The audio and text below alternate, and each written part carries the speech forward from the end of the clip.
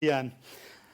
Right, this presentation is about using digimodes for weak signal ionospheric scatter,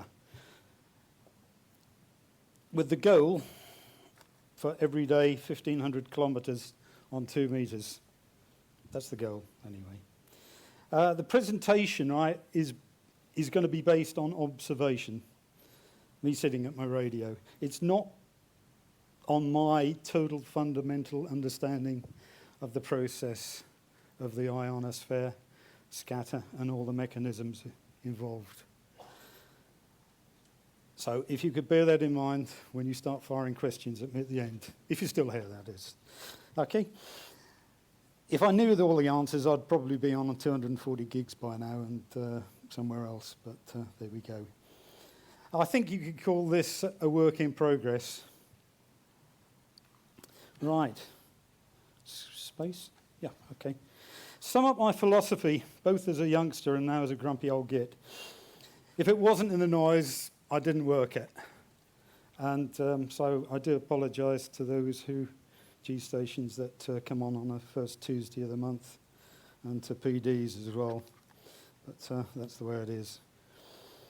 The bit I loved about amateur radio the most was in the ham spirit, playing around, looking to push stuff to the limits, whether it was sort of writing a piece of machine code with the least amount of lines, driving a Cuckoo VO640 to an imminent death, or trying to turn up a 2-meter Yagi, the outbraiding of a 2-meter Yagi to get it to work on top band. So that's the bit I loved about amateur radio. Right. Oh, space. Okay, I think we can call this feet up in the shack waiting for the MUF to go up. Like so many others, I returned to radio after the midlife family thing and happily realised I could now afford to do a little bit more than I did when I was at uni, I suppose. So after spending a few months with my finger over the Ellicraft checkout button, I finally pushed it. Yeah, that's the next line. Who's read it? Yeah. Okay. And the bit I love about my shack is the 200 kilohertz waterfall. And it's quiet as well, so which is the main thing. We won't talk about the BK.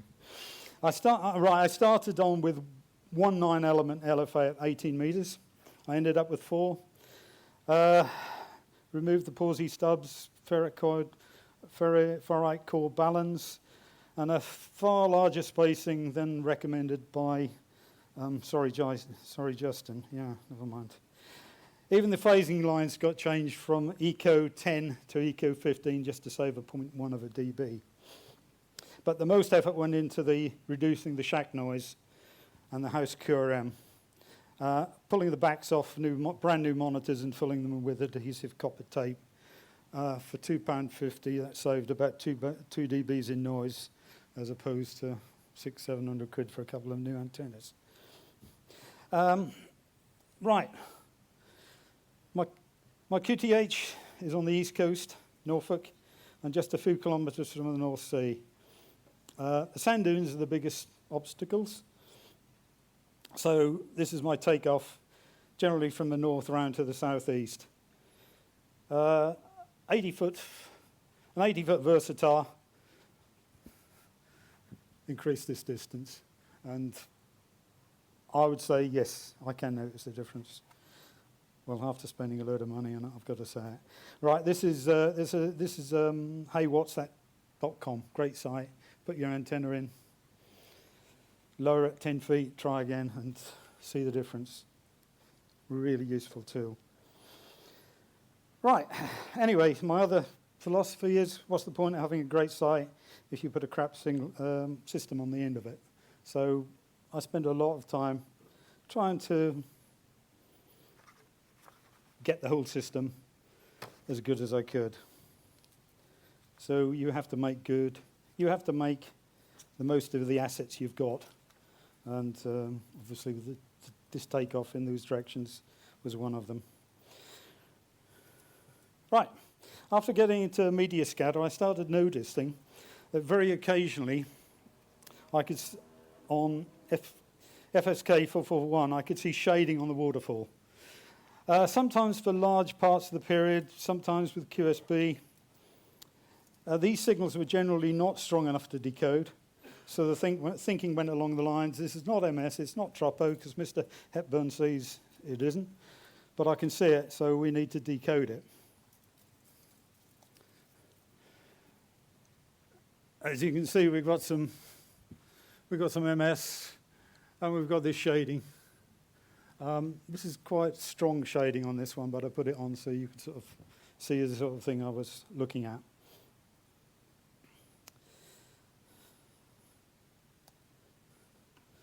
So there's a weak signal there, so let's try a change of mode. We need to decode it. So we tried JT65. Sounded like a good idea as the EME community uses it all for getting weak signals out of the noise. I soon found out if you could see the signal on an FSK waterfall, it would be a very large signal on a JT65 waterfall. So what do? We asked the FSK SCED, at the time it was YU7MS, to change to JT65. And this is what appeared.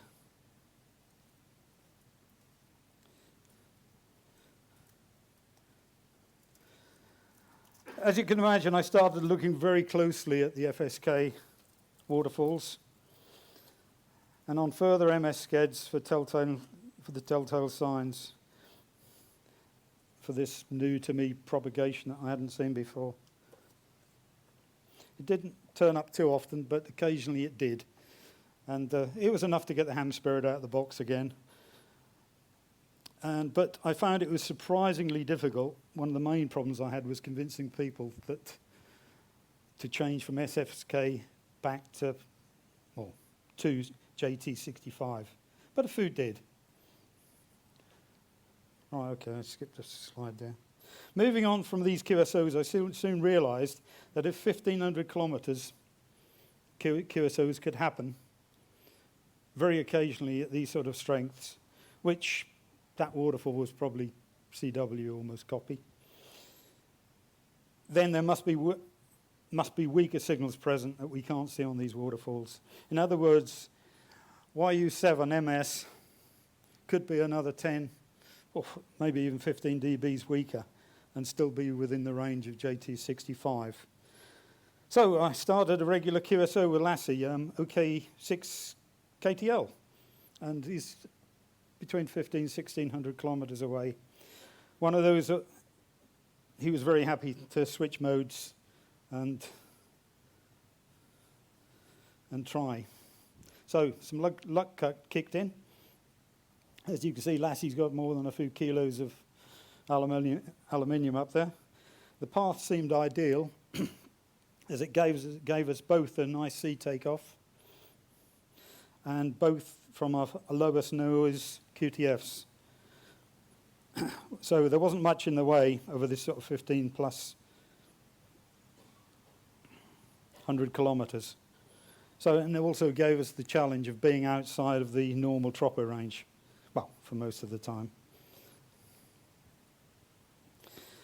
We tried the path about as often as we could over a couple of years. The results were astoundingly often in the summer months, really astoundingly often. Far weaker and far weaker and far less often in the winter. The autumn and the early spring gave us weeks and weeks and weeks or months of no copy. So that's Lassie. And that's one of his decodes.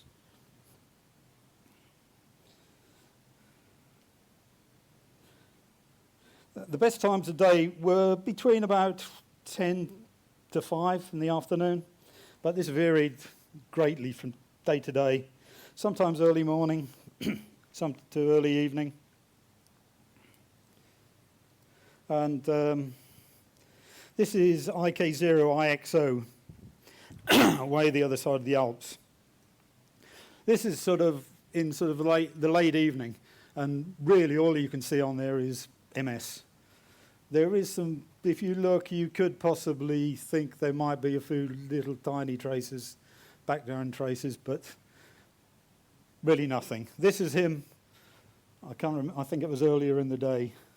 Massive signal. Again over the Alps. And showing a little bit of scintillation on the tones. This is E72U, fairly early morning, and if you look closely, you can see what we normally see on EME very often. You see this sort of frequency-dependent fading, where it, considering that's only a couple of hundred hertz apart,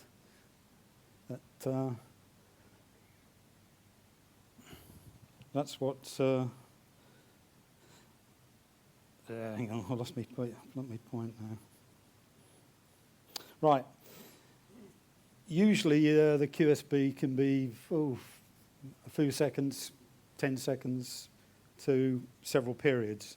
Very often I'll see someone like that on MS. There'll be a few little bursts, and then 3 or 4 periods later, up he'll come and his trace will come up, and that will stay there for perhaps 3 or 4 periods, and then it will disappear again.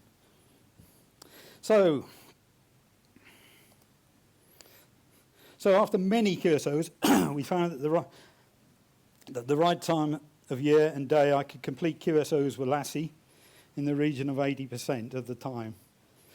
Bear in mind, Lassie, if I worked him, he wouldn't let go.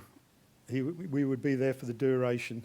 So this 80% is a little on the high side, because some of those QSOs took a long while to complete. Some of them might have been by other modes, but it's quite a high figure. Often the failure was down to JT65C being corrupted by Doppler shifted MS, not for the lack of the background trace. It was also noticeable that no decodes of good-looking signals often went in hand with the wide frequency dispersion of the signals. And the WSJT 65 waterfall gives you an indication of that.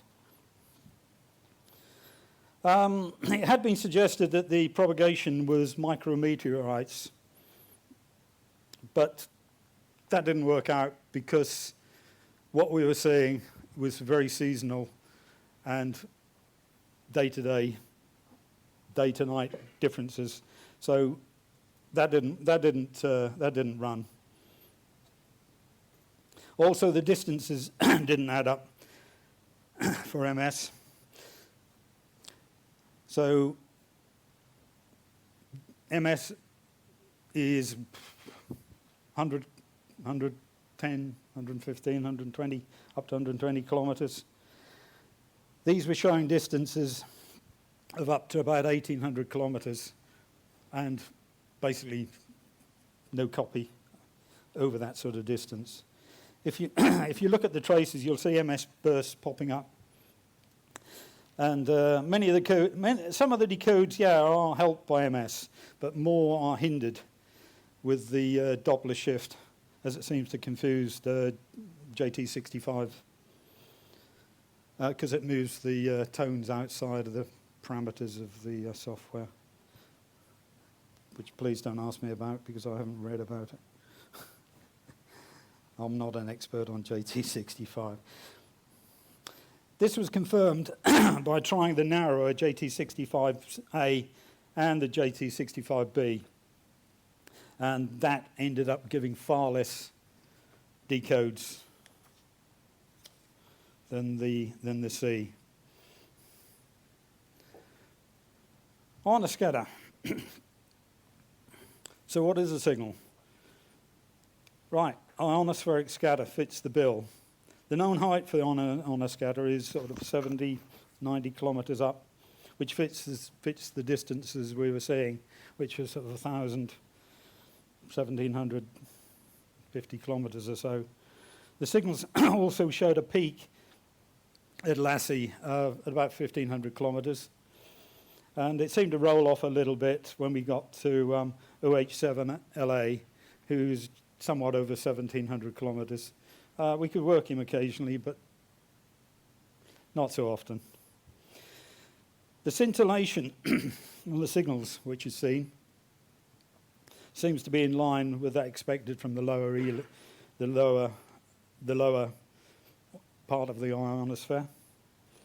The fading is in line again, and that's to be expected with the irregularities that you get in that region, and the shape of them, and the size of them, and the velocities of them. The signal strengths are weak and in line with a scatter propagation. And the seasonal and the daily variations observed match the ion conventions. So, and if you want, you ask the book, not me, okay? That's my reference. Right, hats off to Chris, G4IFX, for his great explanation of part of the ionosphere. I can't match that, but so I will paint a very, very simple picture. It's got to be simple because my knowledge does not go to those levels, I'm afraid. Right, basically the Earth's atmosphere up to about 60 kilometres is inert, meaning there's little ionisation, little radiation reaches down through the upper layers. The electrons that do get knocked off are quickly recombined at those sort of levels. The densities are quite great. Above this sort of level, the ionosphere actually starts. Okay, you've got to bear in mind now that you're talking about perhaps 99.9% of the mass of the atmosphere is below you. The levels of solar radiation, ionizing radiation, obviously increase. The free electrons, when the particles up there take a hit, they take a little bit longer to recombine. There's also a few other mechanisms, well, quite a few actually, that play their part in this. So what we end up with at 60 kilometres and above is basically a conductive soup. So the mechanism of the propagation changes at that point to basically a conductor. There's quite a few, I think Chris did mention the particles, the dust coming down, perhaps some water vapour in the lower layers, combining to make bigger particles to hit, but I'll miss that bit out. Right, obviously the levels of the radiation, ionizing radiation, are depending on the sun. The angle it hits the atmosphere, obviously the more atmosphere it goes through, the less you're going to have. So that's going to account for most of the seasonal effects you see, and the time of, obviously the times of day that you can do ionoscatter. There are a few other mechanisms happening up there, especially in the winter months.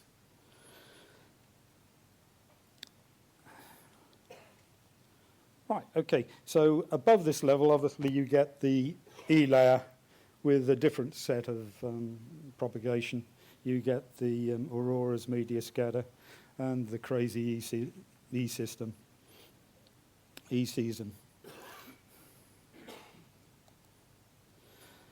So back to the lower ionosphere. So the mode we're seeing and using is scatter. Basically, if you put a signal up, the chances are you aren't going to get, it's going to scatter in every direction. It's going to be quite incoherent time it comes back. It's going to be available over wide areas because it is scatter. unlike the strongly focused, almost coherent reflections you get off sporadic E's, which again, you're talking about QSOs of 2,000 plus. We're in the lower ionosphere air, so the distances are much smaller. So we're looking for a solution with the to the MS interference and the decodes. That brought me to the point of trying QRA64. So the next step was to try it. Theoretically, it's got a slightly better sensitivity. The way it uses arrays looks as if it will deal with the MS interference a bit better. And the way the sync works is a bit more immediate than JT65. So maybe it's not used much on EME. In fact, I don't think it's used at all these days, is it? Maybe the lack of it is down to not having a sync tone which doesn't stand out. This, I would imagine, would complicate things in the pile-up with the interlacing tones of many stations. I can't remember who the EME DXpedition was, but obviously it was quite a popular one. So this is off the moon, okay. Some of it, there's a little bit of tropo there, and a little bit of aircraft scattering amongst, but there's a lot of signals there. So can you imagine this being in QRA64? That's a QRA64 on a JT waterfall, but it's not by ME, this is by Ionoscatter. So that last slide would have been a real mess.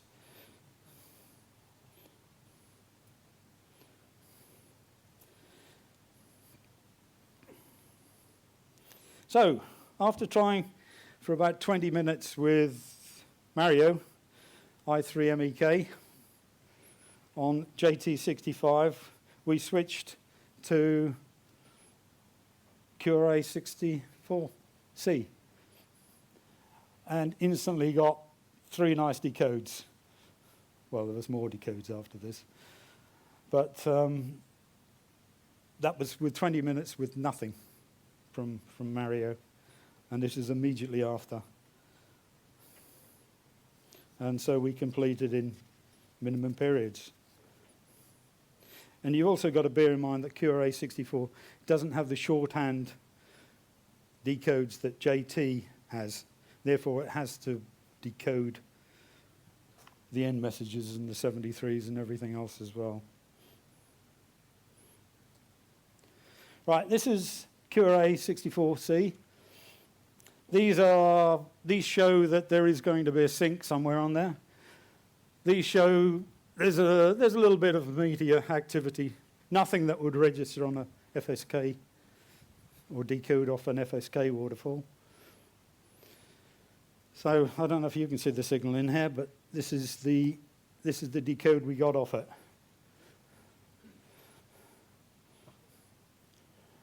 You'll note the frequency is all over the place, and QRA doesn't seem to complain about too much about it. So it looks to be working. JT65C didn't decode Lassie's signal at these levels. Now, whether that's down to the scintillation, this was a couple of little bits of meteors that were about, but it didn't work. So the testing with Lassie looks to be reliably decoding far weaker signals than JT65C does by Ionoscatter. Maybe in the terrestrial environment, QRA handles the MS and the scintillation better than better than JT.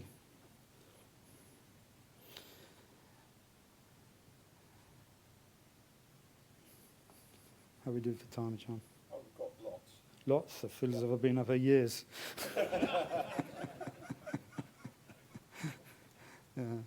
You can see why I don't go on sideband very often, can't you? Right. We had lots of successful trials with Mario, G3I MEK.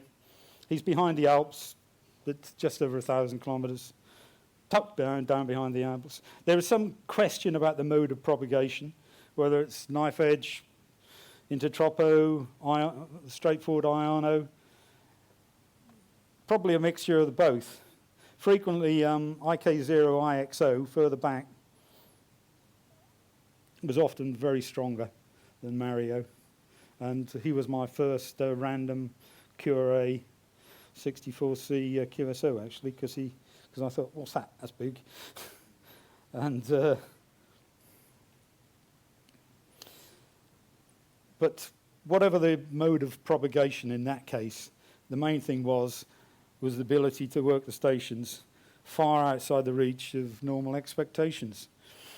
And the QRA 64C keeps on providing far more reliable and quicker results than JT65 by what I consider a large factor.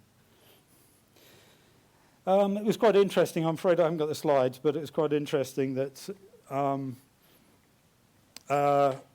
with my QTH sort of pointing up towards Sweden, you could sort of go to the coast of Sweden, 600, 700 kilometres away, and you could step through from SM6, SM, up to Stockholm, and across to Finland. And as you stepped from station to station to station to station, that was really interesting to see the propagation change, the screens change from tropo to a mixture of ionospheric scatter to 100% ionospheric scatter, and then on to a bit further, and the scatter then disappears, and you're left with medius scatter.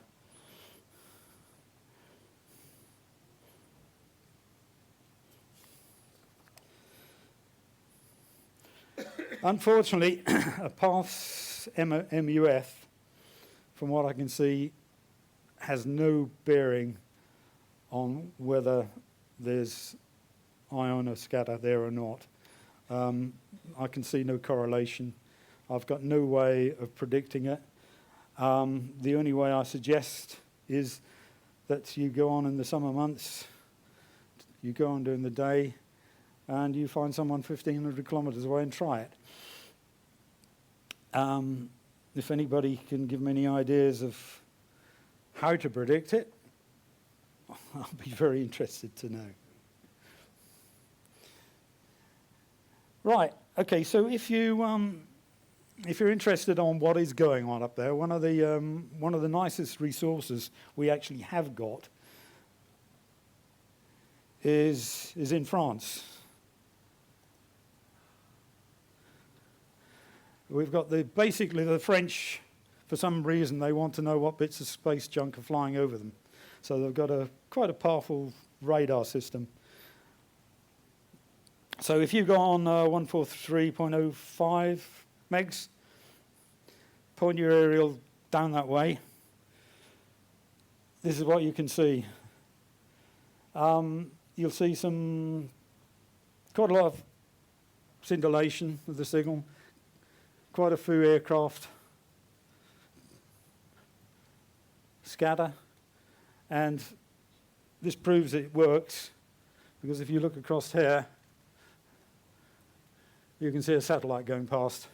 And I did have the satellite, some tracking program running at the time, and you could see it fly by. So I suppose if you get the Doppler, and you can easily work out the speed and the height. And but that's a very useful tool. And if you want to get into EME, I suggest if you want to try your aerials out, point them at this. If the moon's over France, you will see this. if you've got some sensitive aerials, you'll see this, you'll see some aircraft, and look up at the Doppler shift of the return signal off the moon, and it'll be there. That's a powerful transmitter they've got down there. Right. So all this has been done with big ERPs and a quiet location. Yep, the location is quiet. The ERPs are big. It's true, but I've had several QSOs with IK0B BYZ on Rico. He's got a single antenna, a couple hundred watts, and the path has been proving quite positive occasionally. Nothing near the levels of Lassie with his EME system, but it's worth a try. So, yeah, we've had quite a few QSOs with him. The other thing is, it's got great possibilities for low-pass stations wanting to increase their tropo distances. I know there's a lot of people on FT8. Yeah, I daren't say this, but my opinion of FT8 is a lovely tool for mapping the propagation, looking at the PSK reporter. It's a great tool because you know there's going to be somebody there listening to you. But I'm afraid my opinion is why add probably 5 or 6 dBs of like effectively noise to your system by not using JT65 or QRA64. So I do come on FT8, but mainly because the station's there. But if you want to push your station to the limit, try thinking about using these. JT65 is probably not going to be such a problem on Tropo because you're not going to get so much MS interference because the common volumes that close are going to be a lot lower than they are at 15, 16, 1700 kilometers, where you're going to start seeing a lot more MS. So, in my opinion, QRA64C, well, it works for me. And I think it's the way to go on very weak signal 2-meter work, whether it's weak Tropo, Iono, or a mix. Just one more thing. If you can see them on a FSK waterfall, do the right thing and plug your key in, because the chances are you'll be able to work them on CW. And there's nothing quite like working somebody on CW, in my opinion. I know all the well-known 2-meter DXs know all about and use CW with Ionoscatter. But my ears are not what they used to be. And Digi is a great way to go for those of us that have spent too long under a pair of headphones. And the brain's getting perhaps a little bit tired, and some brains like mine are not wired for CW, even though it is my favourite mode, which makes my writing pad looks a bit, well, I have to write everything down. Too much no short-term memory, so I can't get from one end the call sign to the other. So, so basically, every day 1,500 kilometres. Not quite, but it's happening a lot more than I ever dreamt it would happen. And yeah, it's just the start, really. I need to go away and learn a little bit more about the ionosphere and finish reading the book. So, and perhaps reading somebody's dissertation, I think, or two.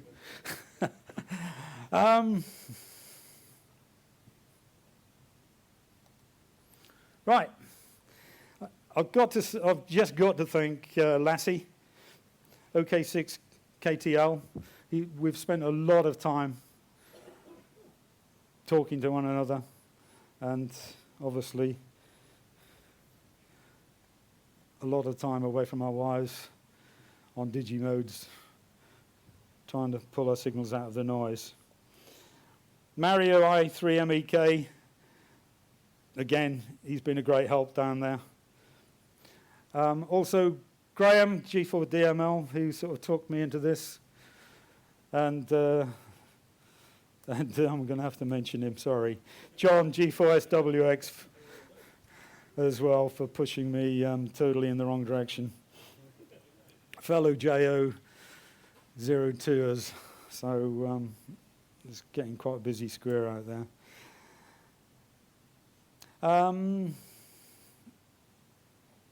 Right, okay, so thanks for encouraging me, putting me on the right path, being the locals I've got to keep up with on the air and in the bar, and talking about bars. Right. Now, Richard, we had to twist his arm to give this because he doesn't do too many presentations. But for me, it's very important because this is an amateur who's tried true experimental work. He's found signals that are there, thought, bloody hell, what's that? He's experimented with digital modes. He's found a route forward that even Joe Taylor hasn't found yet. Joe Taylor, I saw on a reflector a couple of weeks back recommending JT65C or perhaps a wide version of JT4 for TEP on 2 meters. TEP has very similar characteristics to Ionoscatter. Richard's work to show that QRA64, that has that much wider correlation factor, is brilliant. So let's all say thank you to Richard and then a couple of questions.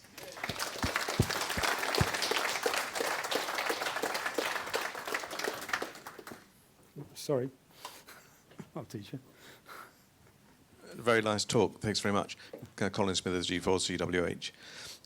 You're based near the coast, and I think you talked about watching the propagation of stations that are near the coast and then working back. Can you talk about how much of this is an effect you can observe or have observed?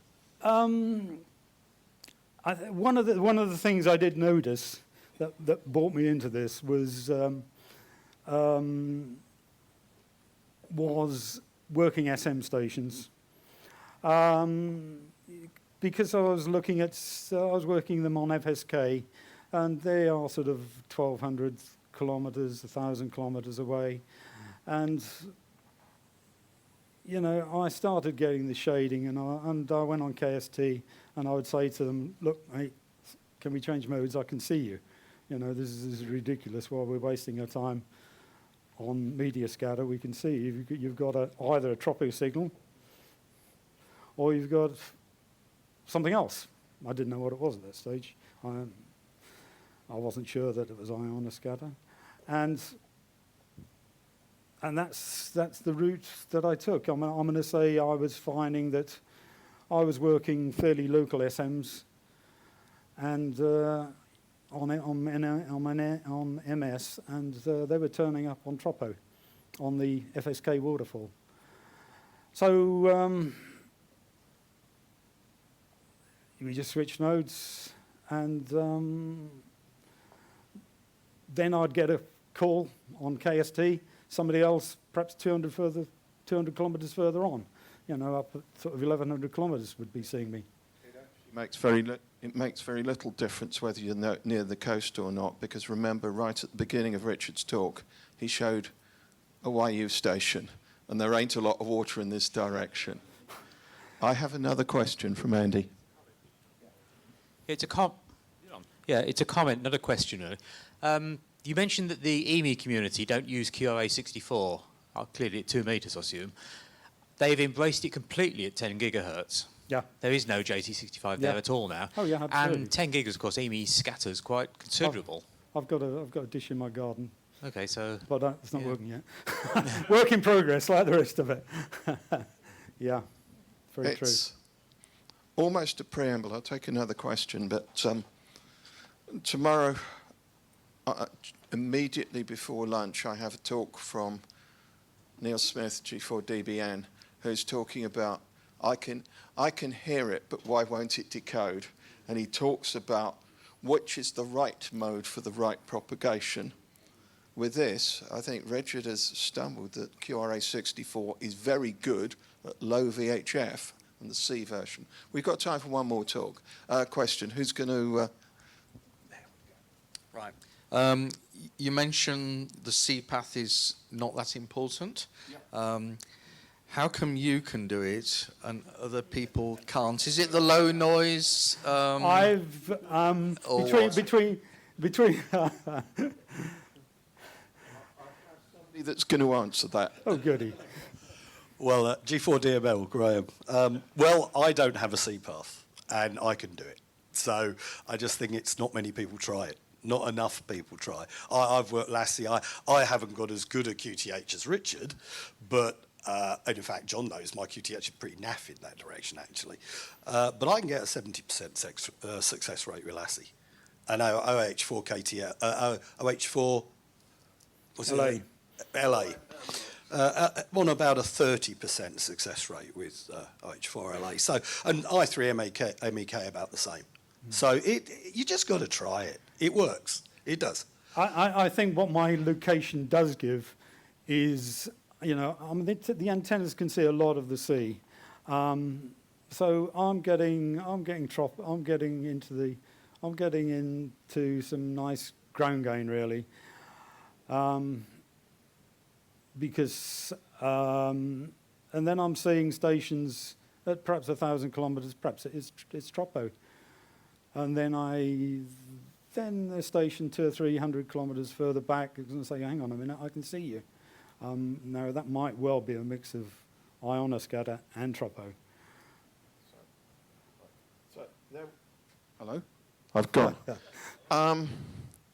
So just try it. It's different. And from Richard's work, I would thoroughly suggest that QRA64C will probably work over paths where FT8 doesn't decode. Oh, it does. And if you remember back to those of you that were here last year, I had Bo Hansen, OZ4M, talking about why they developed PI4 for VHF beacon use, so it would decode over difficult paths. So thank you very much, Richard, for giving a true experimental amateur rendition today. You can go to the bar now, but Graham will crack one open for you now. So a hand for Richard, please. Thank you very much.